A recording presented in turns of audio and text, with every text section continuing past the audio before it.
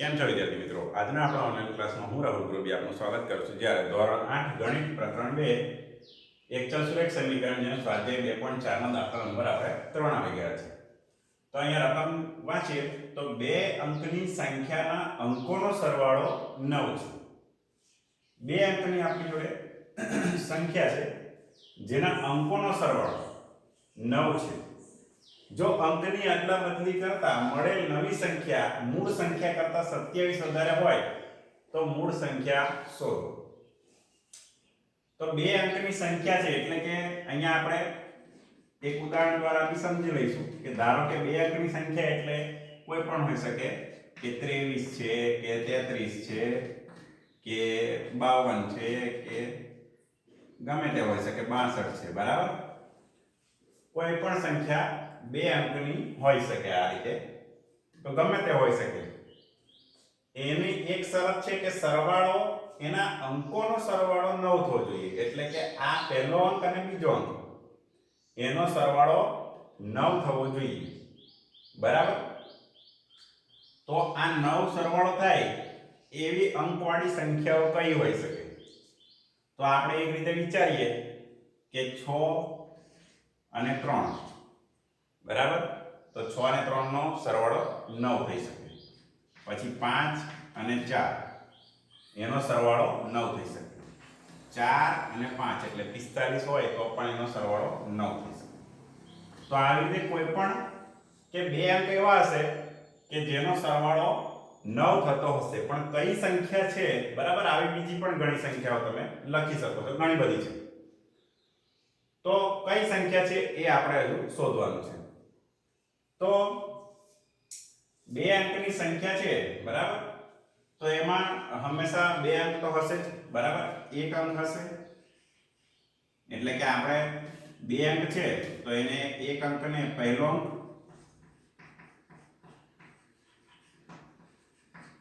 અને બીજો અંક, બરાબર.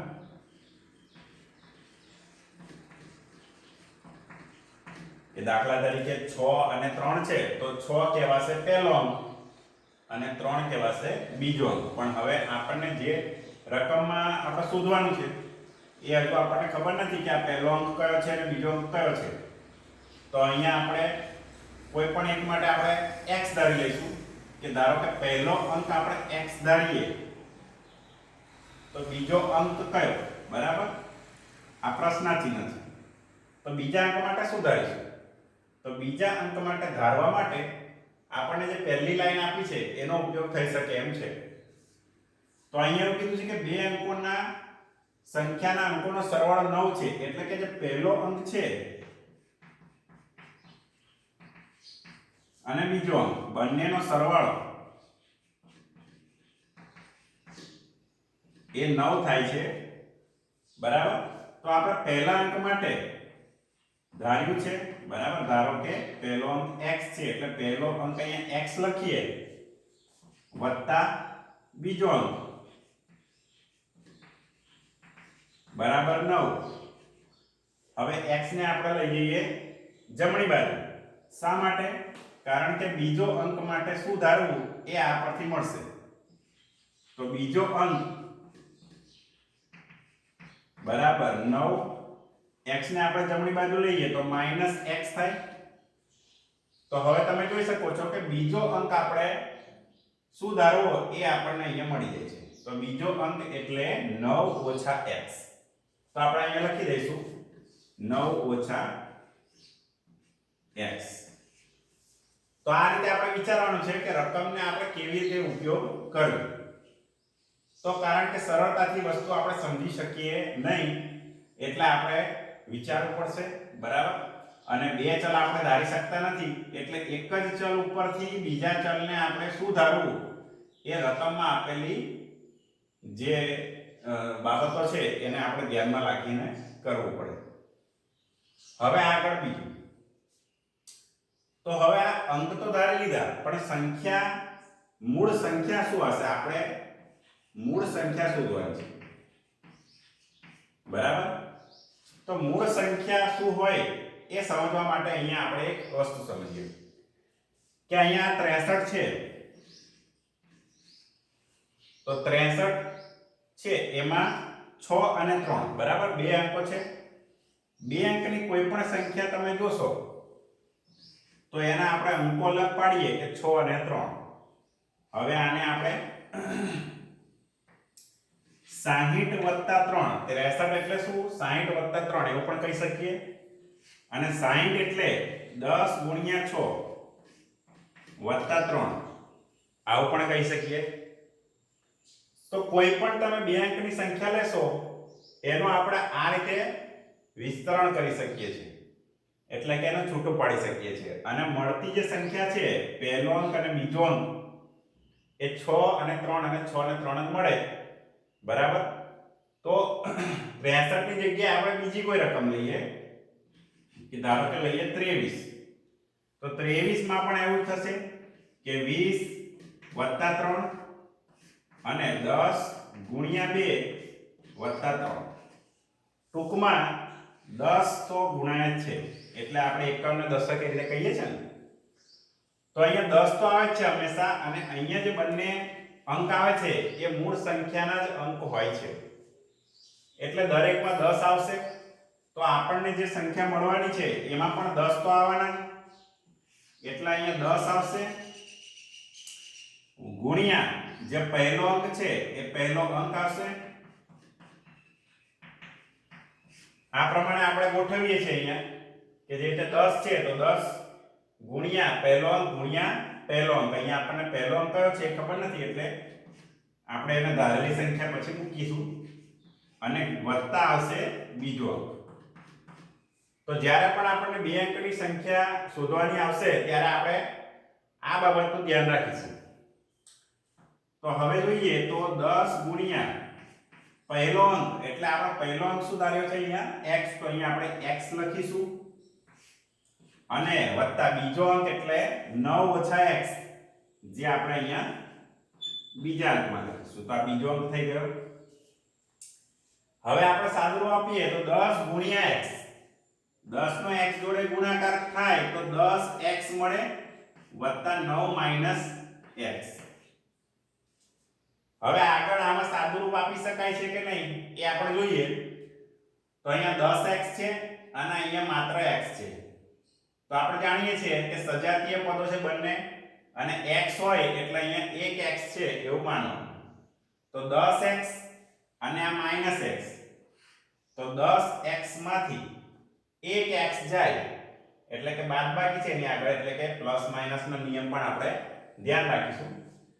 તો 10x માંથી 1x જશે તો બચશે 9x, અને આ જે +9 છે એ પાછળ આપણે +9 કરીશું.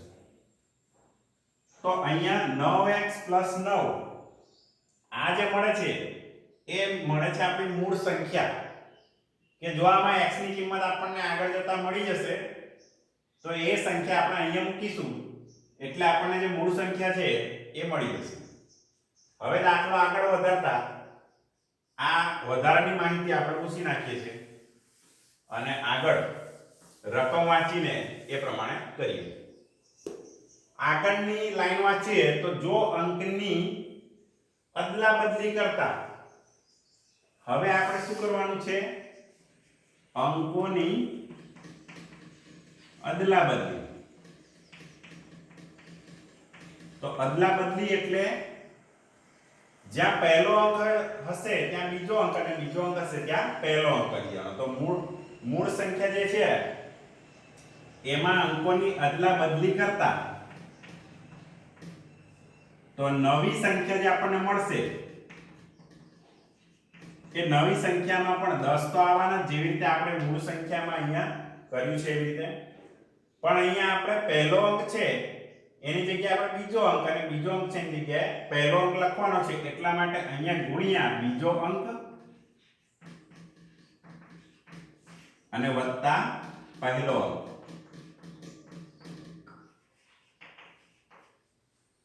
હવે બીજો અને પહેલો અંક માટે આપણે અગાઉથી ધારેલું છે એ જ વસ્તુ અહીંયા મૂકી દઈએ. તો 10 ગુણ્યા બીજો અંક એટલે 9 - x, અને જો દ્વિપદી હોય તો આપણે કૌંસ કરી દેવાનો એટલે આપણી ભૂલ ના થાય. તો આ છે અને પહેલો અંક છે આપણો x, એટલે અહીંયા x મૂકી દઈશું. હવે 10 ગુણ્યા 9 ઓછા x એટલે 10 નો 9 સાથે ગુણાકાર અને 10 નો x સાથે ગુણાકાર. તો 10 ગુણ્યા 9 એટલે 90 અને 10 ગુણ્યા x એટલે 10x વત્તા x બરાબર. અહીંયા જોઈએ તો અહીંયા પણ આપણને બે x વાળા સજાતીય પદો મળે છે, માઈનસ અને પ્લસ.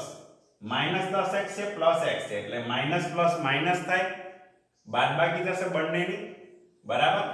જો અહીંયા આ વાતનું ધ્યાન રાખવાનું કે અહીંયા દાખલામાં જે બે સજાતીય પદો છે એ બે વચ્ચેના જે ચિહ્ન છે એને આપણે ધ્યાનમાં લેવાનું નથી.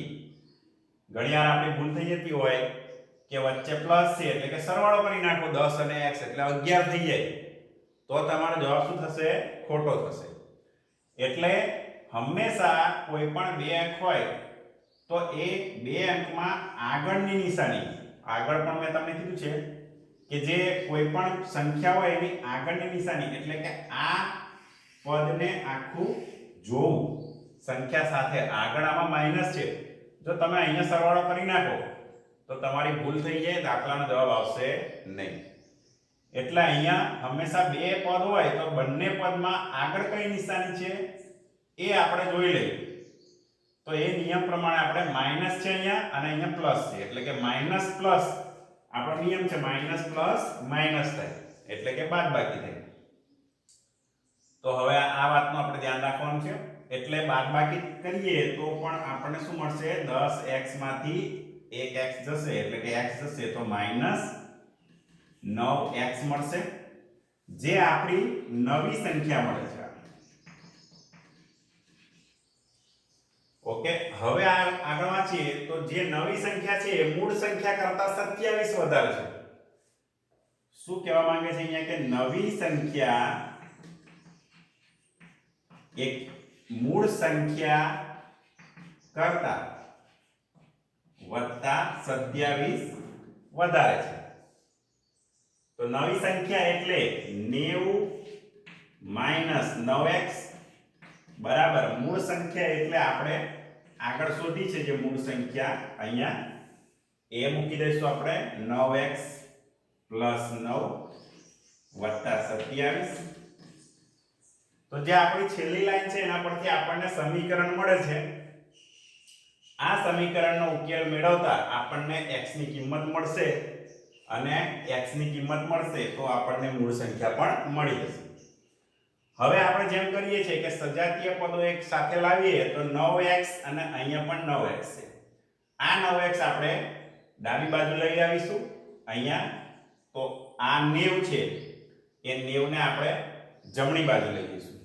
તો અહીંયા 9x છે એની આગળ કોઈ નિશાની નથી એટલે પ્લસ કહેવાય, અને પ્લસ કહેવાય એટલે જમણી બાજુથી ડાબી બાજુ આવે તો માઈનસ થઈ જાય, અને આ 9x એ પાછા માઈનસ 9x તો છે જ. તો હવે આ સજાતીય પદો એક સાથે આવી જાય છે.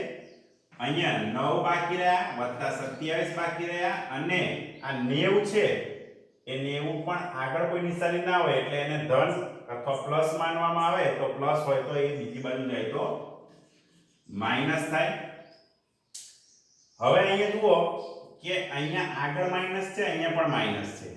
તો આપણો નિયમ છે કે માઈનસ માઈનસ હોય તો થઈ જાય છે પ્લસ, એટલે કે સરવાળો કરવાનો. જ્યારે બંનેની માઈનસ નિશાની હોય તો સરવાળો થાય, એટલે કે માઈનસ 18x બરાબર.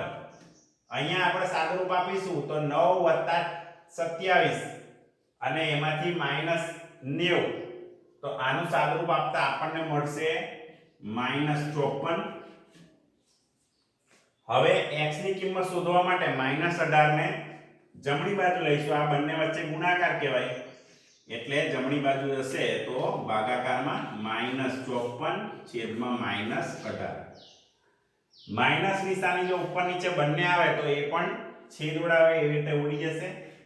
18 તરી 54 આ રીતે સરળતાથી છેદ ઉડી જાય છે, એટલે x ની કિંમત મળે છે આપણને 3. તો x ની કિંમત મળે છે 3. હજુ આપણો જવાબ આવ્યો નથી, આપણે શોધવાની છે મૂળ સંખ્યા, એટલે કે મૂળ સંખ્યા આમાં x ની કિંમત મૂકતા મળે. તો અહીંયા આપણે લખીએ છીએ કે આપણી જે મૂળ સંખ્યા છે એ શું છે? તો મૂળ સંખ્યા એટલે 9x + 9. તો x ની કિંમત આપણે અહીંયા 3 મૂકીએ એટલે 3 અહીંયા 9 સાથે ગુણાકારના સંબંધમાં કહેવાય. તો 3 9 27, 27 + 9 એટલે મળે આપણને 36, જે આપણો મુખ્ય જવાબ આવે છે. 36 એ મૂળ સંખ્યા થાય અને નવી સંખ્યા થાય 63 અંકોની અદલાબદલી કરતા. કારણ કે પહેલા અંકની જગ્યાએ બીજી અંક આવે તો બાદબાકી કરીએ તો પણ આપણને 27 મળી જાય છે, જે અહીંયા આપણે રકમમાં કીધું હતું કે 27 વધારે છે અંકોની અદલાબદલી કરતા, એટલે 36 છે એનાથી 63 27 વધારે છે. બરાબર? તો આપણો જવાબ આના પરથી ખબર પડે કે બરાબર છે. તો લગભગ તમને દાખલો ખબર પડી ગઈ હશે. હજુ પણ કોઈ તમને પ્રશ્ન હોય તો તમે કમેન્ટ કરી શકો છો. ઓકે.